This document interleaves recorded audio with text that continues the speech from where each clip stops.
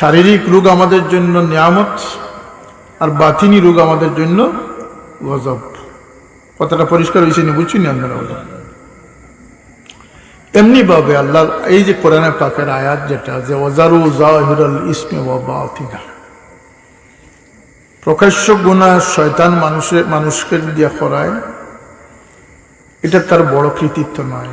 শয়তান তখন সফল বা কৃতিত্বের অধিকারী হয় যখন মানুষকে বুঝতে না দিয়া তার অজান্তে যখন তার পদস্খলন হয়, সেটা সবচেয়ে বড় সাফল্য হয়। মুসল্লিকে মুসল্লি বেশে রাখিয়া, নামাজি বেশে রাখিয়া তার নামাজের সব থেকে তাকে মহরুম করে দিতেছে। হাজিকে হজে পাঠিয়ে হজের সব থেকে সে মহরুম হয়ে যাচ্ছে। এটা হচ্ছে শয়তানের সবচেয়ে বড় দুঃখা। সে বুঝতে পারে না যে আমার তলপি শূন্য হয়ে যাচ্ছে, জুড়ি শূন্য হয়ে